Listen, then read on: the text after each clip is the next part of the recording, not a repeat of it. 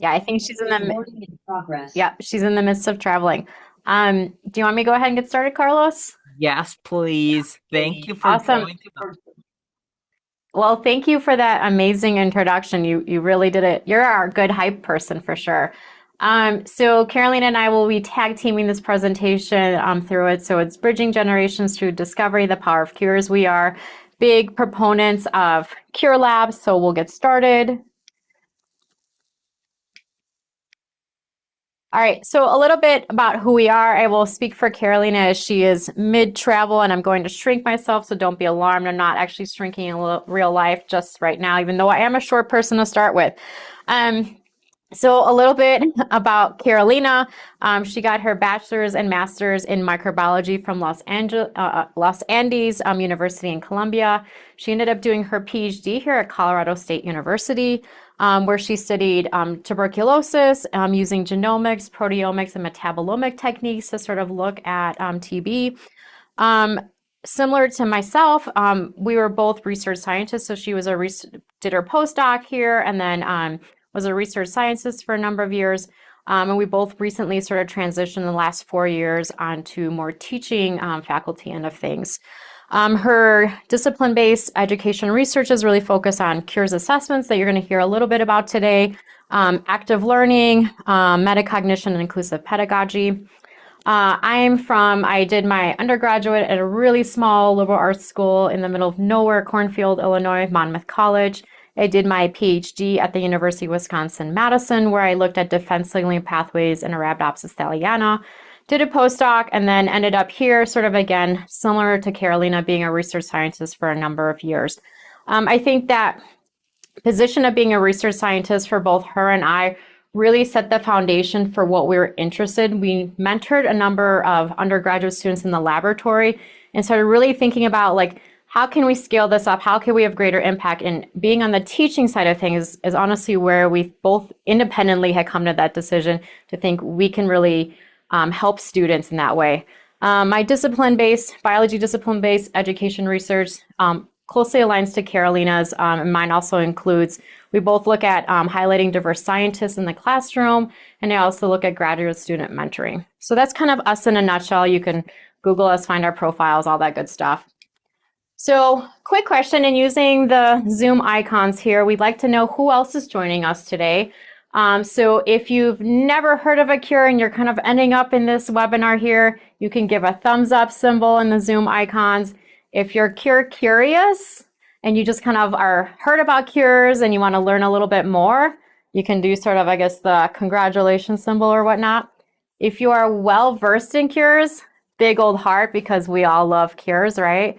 And if you're an economist and you randomly ended up here and you're 6'7" here, do the laughing face here with tears coming out, because can you tell which demographic my kids are in? Yes, I know what 6'7", at least I hear it. I have no idea what it means. So it's cool. Looks like we have a large mix of people. Oh, and biofilm work. Yes, Carlos, I've done some biofilm work. And yeah, see a couple questions here about that. Okay. So we have a good variety of people that are joining us. So we're going to give a little bit of background and kind of go into the cures we have here, and then the idea of incorporating intergenerational learning in the context of a cure. So there are numerous benefits for undergraduates to engage in research, and usually earlier is better. Students really get to think like a scientist, right? When they're actually in the laboratory doing research, they're starting to sort of form that science identity and think, yeah, I can be the researcher that, makes that next big discovery, right? They actually take on that identity. Students in general find research, I mean, me personally too, right? I would rather go to a lab course than a lecture any day, right? Because I'm actually I'm producing, I'm doing something tactile, right? So students, I think, really appreciate being in a laboratory experience in that essence. When students are able to engage in research, they start again kind of growing their science identity and thinking, can I do more with this degree beyond the bachelor's, right? So they start thinking about graduate school and ultimately a long-term career in science, right? So when we can engage them earlier on, we can retain those students. And again, they are then sort of part of the scientific pipeline, right? And the more ideas we have in the scientific pipeline, we can get the cures and discoveries we're all looking for, right? And students, women and students from minoritized backgrounds, also when they engage in scientific research, we can sort of reduce that attrition gap between sort of the majority and the minority of students there, and thinking about what is the hidden curriculum of knowing of how to do research, how to apply for graduate school, and starting that scientific network, right? Because yes, science is a lot of like what you know, but it's also who you are connected with. And getting that scientific research allows you to build up your scientific network, which takes you, a fairly long way in science. As I mentioned, both Carolina and I are huge proponents of CURE labs. And again, that's probably based a lot from our own background for the number of years we were research scientists for. So CURE, if you're not familiar with it, stands for Course-Based Undergraduate Research Experience. And what that is, basically in a nutshell, is an authentic undergraduate research experience in the context of a course, right? And so the idea here is that it's different than your traditional lab courses where, hey, you enroll and they're like, hey, buy this lab manual. And we're going to follow this lab manual week after week after week. And it's probably the same lab manual that was done 10 years ago. So if you talk to graduates from 10 years ago, all of a sudden they're like, hey, we had the same results, right? And the instructor knows the results and everybody knows what they're coming for and anticipating. And students, they're bored, right? Let's be honest. Like, sure, they get the experience of doing things, but at the same time, they don't have ownership of the project. They're not driving the direction of the project. They're following a book, right? So these are what we call the cookie cutter labs. Now, that's in contrast to a CURE lab where the students are really pushing their own projects, right? And they get to suggest ideas to us. And indeed, I think it's really cool where they're like, well, I read this and I am doing this, but can I pursue, this angle on my project? And if we have the resource and the ability, we're going to allow the students to do that because, I'm not an artist, but I do feel like science is an art form because you get to have that level of creativity of exploring everything. So if you ask me to draw a person, I draw you a stick figure and you'd barely recognize that. But science is sort of my area of, my little field of art here. So we can compare the cures to sort of traditional laboratory experiences here. And this is done by Lisa Corwin here from her manuscript. So on a scale, CURE labs are really great because you can have many students getting that experience, right? Now, if they enroll or if they, are in a faculty member's lab, it's usually a grad student, a postdoc, and sometimes they volunteer to mentor an undergraduate student. A lot of times they're voluntold to mentor a student. They get dumped with the student. They're like, what do I do? And that's usually a one-on-one pairing right there. Where a CURE lab, we can scale that and give that research experience to many, many students, right? And then again, kind of the mentoring structure here is that one instructor to many students. In a laboratory, it's usually one sort of mentor to one or two students max, and you're not going to have many. Also, in a CURE setting, our CURE labs are open to mostly, we have some, prerequisites there, but it's open to everyone, right? Regardless of how awesome your GPA is or whatever else you're doing, it's open to anyone who wants that laboratory experience and is willing to enroll in the course. If you're in a PI's lab, right, they're being pretty selective. They're looking at GPA. They're looking at many other considerations like, do you have a 5-hour chunk of day on your Wednesday? Otherwise, I'm not interested in you, right? Where in CURE labs, we've got our time set aside and they get credit for it, which is great. So the students really invest time primarily in class. The students here are doing this in a PI's lab is outside of class time, right? So I think it's also important in this day and age to really consider what our students are doing too. So our students are doing coursework. A lot of them have multiple jobs. And so they have to strike that balance of like, do I need the money from my jobs to pay for my education, or can I go for a lower salary in a research laboratory? And a lot of our students, even though they desperately want that research experience, say that's too low of a pay, I'm not getting enough hours. I need to work my waitressing job, which will help pay for school. And I know a lot of our students struggle with that financial concern. The setting here is we have teaching labs. So we can equip our teaching labs to have equipment that we need for our particular CURE courses. And on the flip side, this is all done in a faculty member's lab. And so they're restricted to that area. Okay. So in an additional paper that Lisa Corwin has published are sort of the 5 tenets of CURE labs. So the first tenet there being collaboration is the students can work in groups. Depending on the cures that I run, sometimes I have them work in pairs a little bit, but honestly, I have them really drive their own projects. But the idea is that I want them to talk to each other. Science, we recognize, is not done in a bubble. And this idea of doing it in a team environment is so crucial for our students to learn very early on. The next tenet is discovery. Again, students, when they enroll in a lab where there's a lab manual and they sort of cookie cutter through it, they know what to expect. The instructor knows what to expect. So there's not that really that point of discovery. And so when students have to think I'm actually doing something no one else has done, that's pretty amazing. I've had a student in one of my CURE labs actually ask me a question, and my answer to her was like, I don't know the answer to this. We're doing this for the first time. And she looked at me and said, you don't know a lot, do you? I'm like, welcome to the world of science. It's almost the more you know, the less you actually know, right? It's because there's always so much more to learn. And it's interesting because the students really think from these kind of regulated lab courses that we have all the answers. But in reality, when you do research in a laboratory setting, a lot of times you are the first one to discover something. You are, charting a novel territory. The scientific practices here, that's the idea of, developing a hypothesis, testing it, drawing conclusions for it, sort of repeating your data and analyzing it. So they really get engaged in the entire process in the CURE lab from start to finish. And that goes into iteration, right? So when you are doing sort of these structured labs, you don't get the ability to go back, right?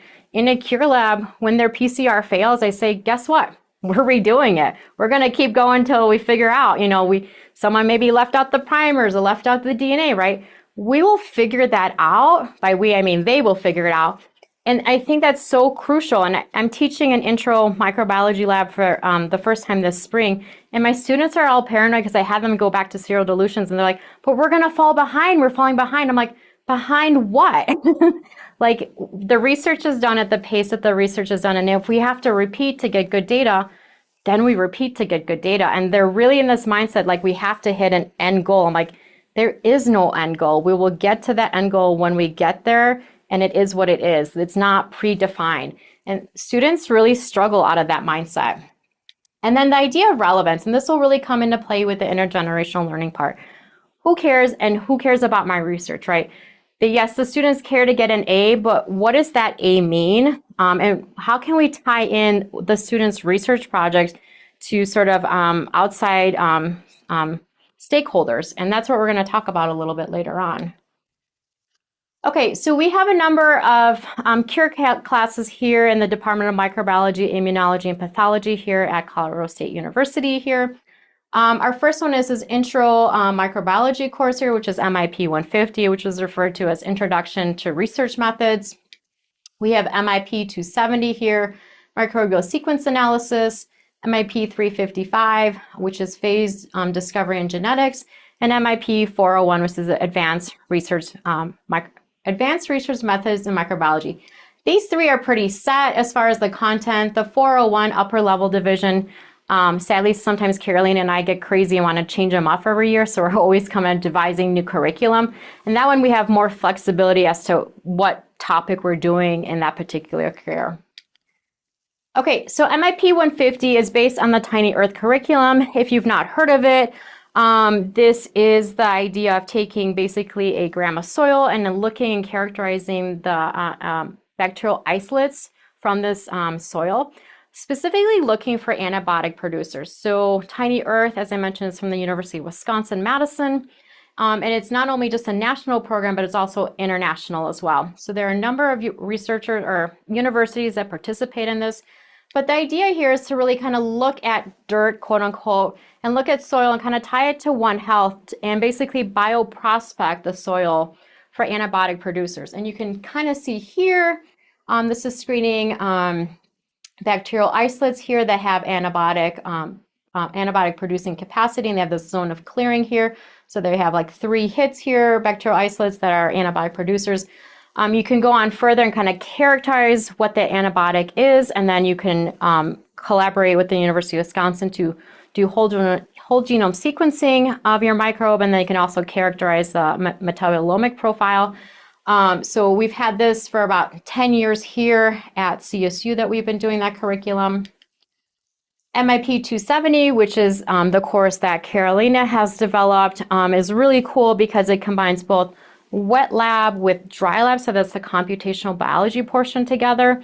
I always tell my students that we are in the age of big data, and so you have to have some sort of working knowledge of how to deal with big data. And honestly, a lot of faculty members look for students that have that experience. So what she's done is isolate bacterial isolates, and they've used Oxford Nanopore long-read sequencing. And then after the sequencing is done, they actually are able to take that sequencing data and basically make sense of it through computational biology. So are able to do de novo assembly, comparative genomics, phylogenetics, and functional genomics here. And what's been really cool is that at the end, the students are taking that, scientific knowledge that they're building and not just keeping it in the classroom. They've been able to deposit whole genomes at NCBI, and also will be depositing short papers at bioarchives, right? Because our science is great, but it's not worth anything unless we're able to share it publicly, right? And I think that's super critical to always keep in mind. MIP 401 is another upper level CURE course that Carolina has taught. And this is what we call the colorful CURE here. So in this case, she was looking at environmental isolates, so from either soil, water, or air, and specifically looking for bacterial isolates that had pretty colors, right? So pigmented, that's the colorful acronym there. And then they would select for these pigmented bacteria, and they could extract these pigmented bacteria, do whole genome sequencing, identify what the species were, and run functional assays. And what's been really great about that lab that she's done is that she's had two students here, two undergraduate students from that course, publish papers as first authors on it. So I think, if you can have students within a semester come out with a publication, that's pretty phenomenal, right? So that's, more than students usually get in a faculty research lab. So these cures are, making, really giving us the skills that the students need, but also giving them these, CV builders in essence. Okay, so another MIP 401, as I mentioned, this is the upper division one where we have flexibility in kind of what our curriculum is. This one I've done for the last 3 years is using CRISPR gene editing tools here, using single guide RNAs to gene edit tight junction genes in eukaryotic cells.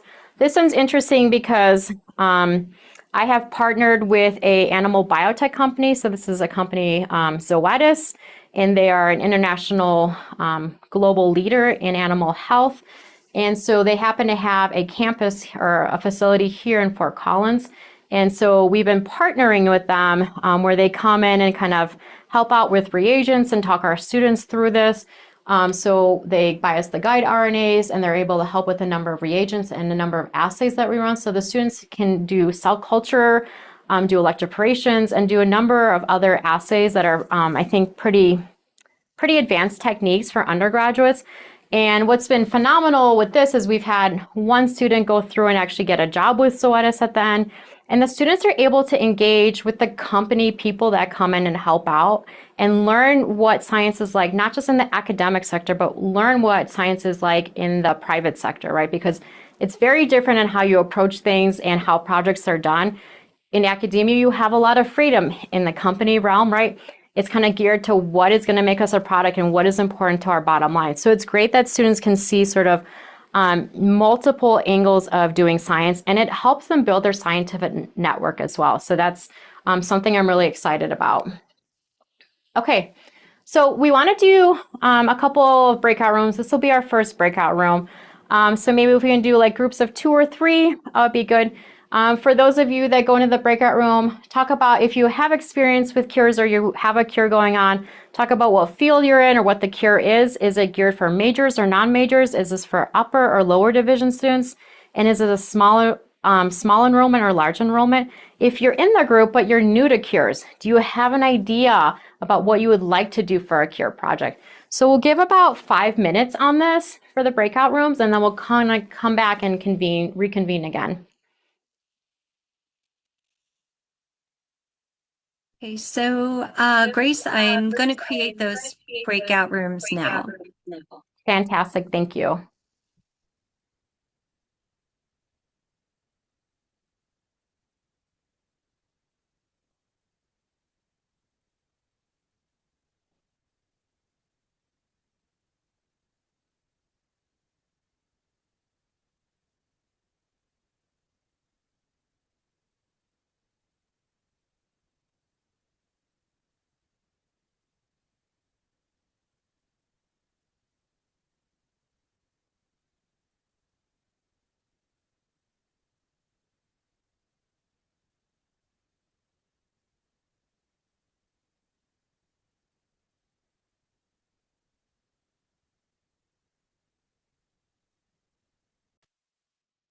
Recording in progress.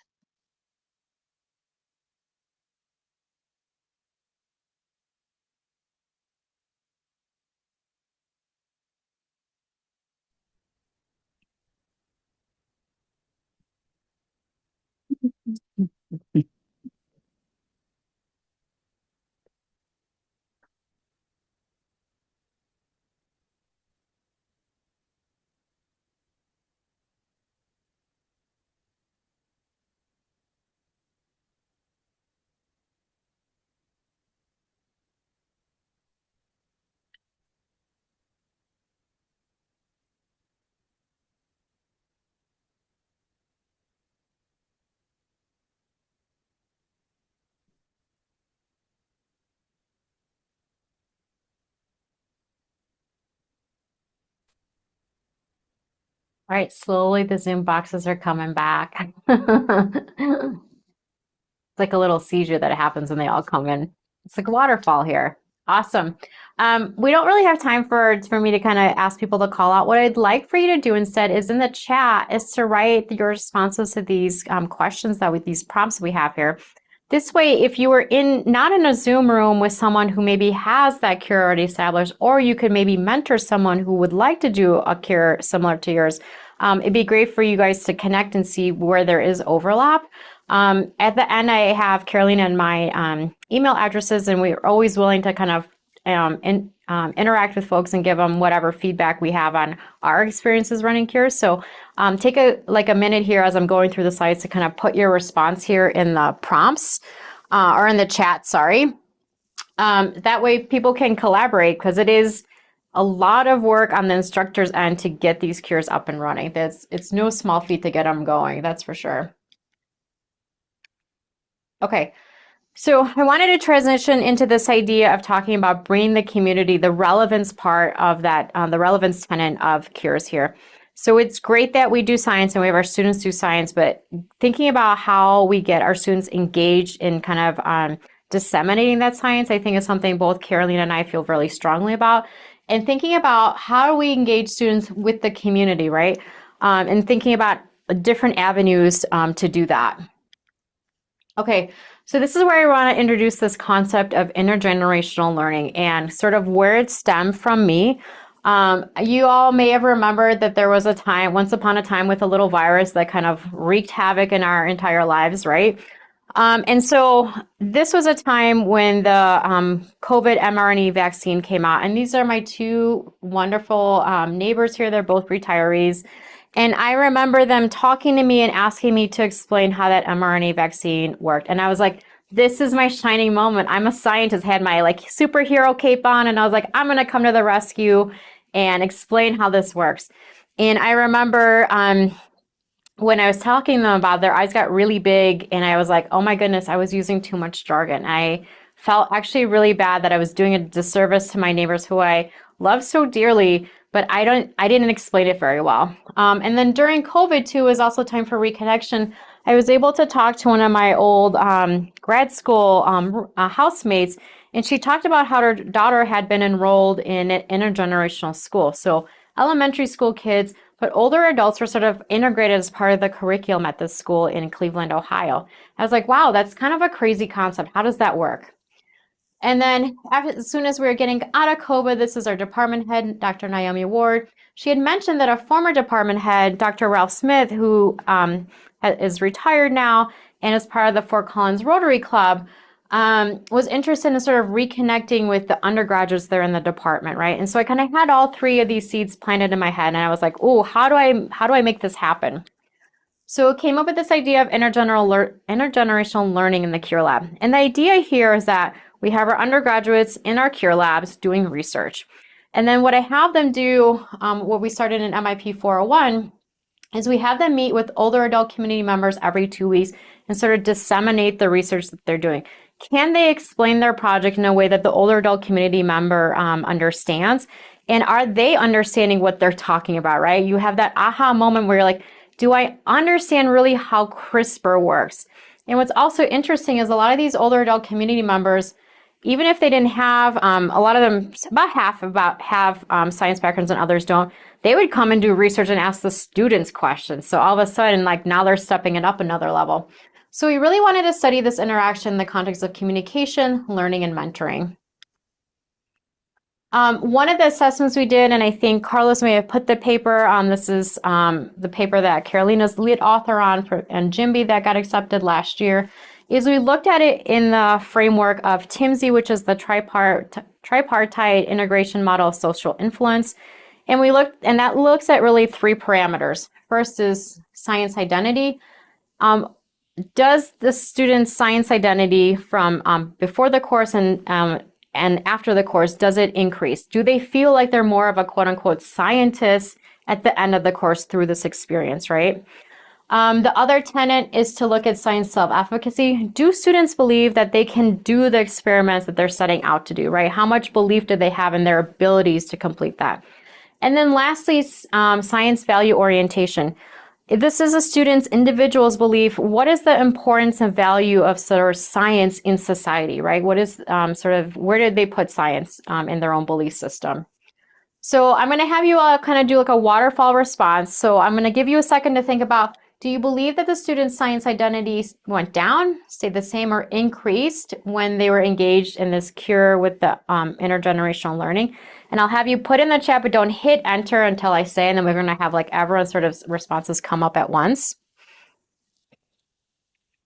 Okay, if you've thought about it, go ahead and hit that in the chat and we'll see what everyone's response was.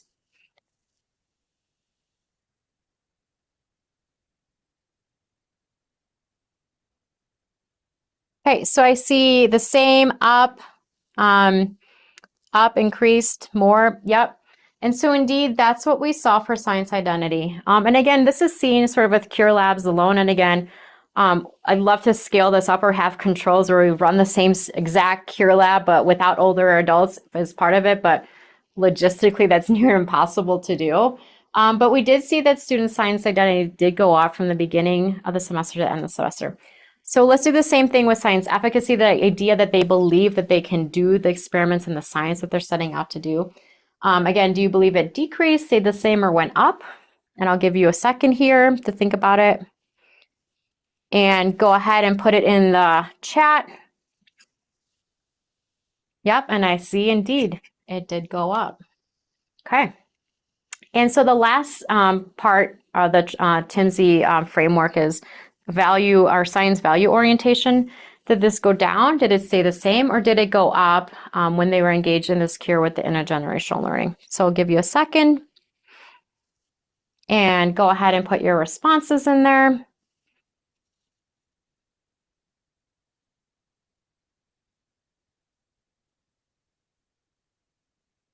Okay, so this one stayed the same. And this is interesting because it's largely seen in CURE's labs that students that participate in CURE labs really have a high belief in the importance of science in society in general and its value orientation. And also additionally, because these are upper level students, they have really strong beliefs in science and society to start with, right? So it doesn't change, and we haven't seen that metric change in our CURE labs at all. And that's somewhat consistent with what's been seen in the literature as well. Okay, so in addition to doing, and we did a number of other surveys, but again, time limitations, you can look for forthcoming papers eventually. We're working on them. We also did interviews with both older adult community members and undergraduate students to kind of get their sort of beyond the scope of what you can get in survey information. So we kind of came down with 3 themes from the interview data. and that includes communicating science to older adults. Here's a quote from a student that says, "Why doesn't the public trust us?" That way, it just kind of boils down to the idea you're going to distrust something that's foreign to you or you don't understand. I feel like science communication, needs to be a part of pretty much everyone's career, knowing how to articulate, because even the conversations you have with your family members is so important. And I really feel like this student hit the nail on the head. Yes, maybe they'll all become these wonderful CDC public health officials for the next pandemic, but ultimately having influence in your own family social circle here is incredibly important. And this experience allows the students to sort of practice with older adult community members, where maybe it's kind of like less risky to say something that's slightly wrong, right? But with your family, it's so important to learn how to communicate these really complex scientific topics to them and kind of do it in a evidence-based method. Okay, another theme is growing and reflecting an own scientific understanding of the research project. This quote is, "I really think it helped me understand what we are doing and why. You do the experiments and you get the results and you're like, oh, that's cool," which is true. Like any lab will give you that, oh, that's cool feeling, right? But actually talking to her helped me realize the steps that we were doing and then the why of it and why it actually matters, which helped me a lot throughout the semester. So it wasn't just completing the project or the research, but really sort of being reflective on the experience and understand, or reflecting on their own knowledge base, and did they understand the how, what, and whys of what they were doing, right? So it really helped them kind of do that overall synthesis of their research project. And then lastly, the students were starting to see themselves as scientists through this experience. Honestly, at the beginning of this experience, I was dreading it. Yeah, sometimes when we tell the students we're going to do this, they're like, what else are they making us do? And I did that for the first time with my first year students, and I definitely had those looks going on. But I believe in the system now, so I'm okay about those looks. I was nervous it would be a waste of time. True, a lot of students think you do something new, it's a waste of time. And it was pointless to communicate this research to a community member, as I'm not a fully fledged scientist yet. Throughout the semester, I got increasingly excited to see my partner and explain what I was doing and about to do. It made me feel proud of myself throughout the semester, and it helped me feel more like a scientist, right? So we see this shift here from the beginning of the semester, like, who is this professor with their crazy idea talking to someone I don't know, I have no connection with, to now like really engaging, looking forward, and wanting to share their progress on their research project, right? And then really taking on that science identity and really taking ownership of that. Okay, so I was going to have you guys maybe put up in the chat here. We're going to do a breakout room, but I really want to be conscientious of people's time here on this magical Friday the 13th that we have going on. Is to think about how can you incorporate community into your classroom. And it doesn't have to necessarily be a lab course, because that can be kind of hard and tricky to time, because there are times where my students are running overtime on the lab work and I have to be like, sorry, community members, we're going to cut it a little bit short. But think about how and what aspects of community can you incorporate in your lab or in your classroom settings, and then thinking about the barriers that you could run into. And as you are putting this in the chat, I'm happy to share some of the things we have run into. In fact, this week, in fact, I had these barriers. So parking for our campus with older adults, well, shoot, for anyone on our campus, parking is near to impossible. I've had older adult community members that have dropped out of studies because they simply, even though I pay for the parking, they simply could not find parking on campus. So they're like, we quit, we just can't do it. And I'm like, that's fair. That's fair enough. For older adult community members, thinking about mobility issues as well. How far is it from that parking lot to the building they need to get to? Thinking about that is really important. Another community aspect is thinking about finding community partners like Zoetis. If you can partner with a biotech company that has slightly deeper pockets than your research budget for your particular lab, that can really expand the different assays you can do with your students, and honestly give them a more enriching experience. And that really, I think, elevates the game and elevates what our students can do with that experience. The rest of the campus can be your community too. Absolutely. I mean, this is something else Carolina and I are toying with, is reaching out to our chemistry department here and sort of integrating the labs we have here with our chemistry colleagues. Because again, research is not done in the bubble. The more that our students see that it's very interdisciplinary, and getting them going that like very early on, where the expectation is yeah, we're biologists or microbiologists in our case, but we work with chemists too, and we have to learn to speak the language from each other. I think that's really important skill set that they will take with them further down the road because you're not just going to hang out with just microbiologists. You have to speak the language of your colleagues as well. So yeah, if you guys want to put that in the chat, and again, just to be conscientious of time here, these are acknowledgments that we have here. So the MIP CURE program, MIP startup funds to both Carolina and myself, the Institute for Learning and Teaching here on campus Tilt, and really the number of older adult community members we've been able to engage with is phenomenal. Particularly, I also want to thank Zoetis. I mean, without them, these kind of more costly cure labs would not be possible. And then our amazing collaborators here on this project, Dr. Nicole Nelson from the Department of Psychology, Dr. Danny Birmingham from the School of Education, Erica Simpson from the School of Education, and Cook Fain also from the School of Education. Again, trying to be conscious of time here. Here's our email addresses. We love to talk with people. We love to share our experiences and get feedback on what we're doing as well. And we're available. So with that, we'll take any questions.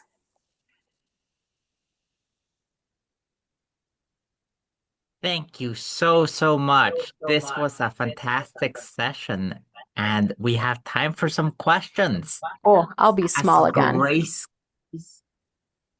keeps on shrinking and Sorry, expanding. I realized that I'd be blocking and I'd be on the other side, so I'll just stay small. What questions do we have?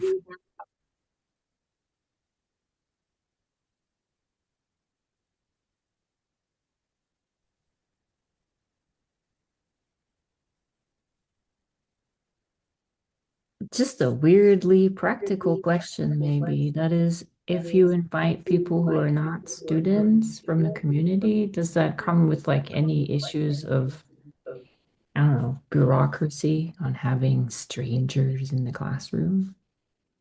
No, that's not been an issue we've had.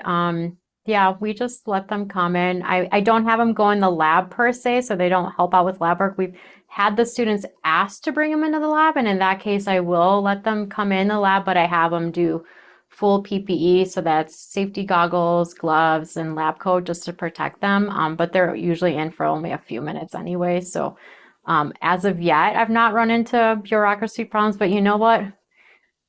This could happen. No one said Yeah. anything yet about it.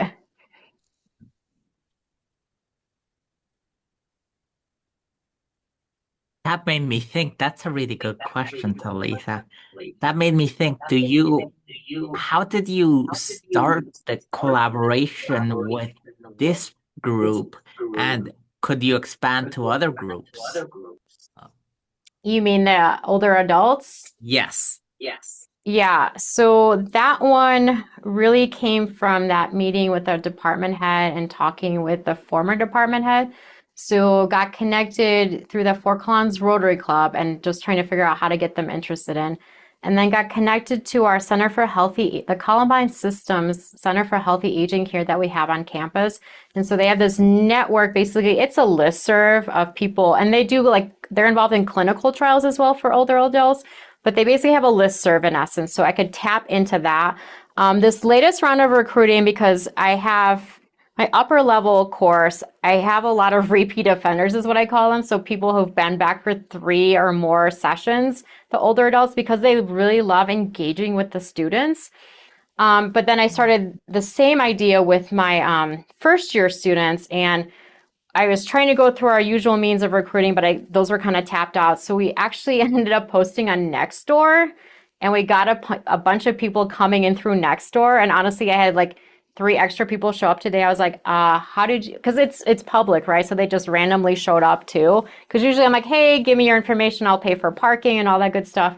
But yeah, social media, I guess that's the other tactic that you can try to get recruits in for these studies.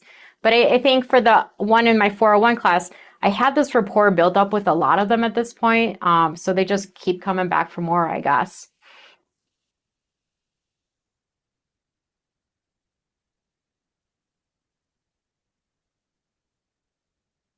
But honestly, for me personally, I love engaging with the older adults.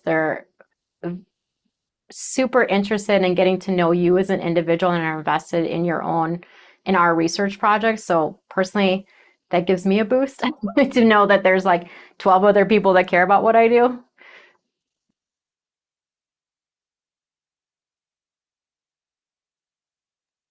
We care about what you do. Thank you for spending and sharing your Friday the 13th with us. Absolutely. You're getting lots Thank of you, thank everyone. yous in the chat, and thank you, Carolina, for answering questions. And this is an exciting model that never thought about, and it's a great way of engaging with community. Yeah, I got my students, my first year students, off their phones today. I'm like, let's talk to real people right now and engage with real people. I'm like, it's just, I mean, we are sort of, going into that age of technology, but I mean, this human connection, I think, is super valuable. And I think, having them engage with older adults, it's a population they probably don't engage with a lot, but they're a growing percentage of our general population. So it's important to think about how do we talk to them. So. Right.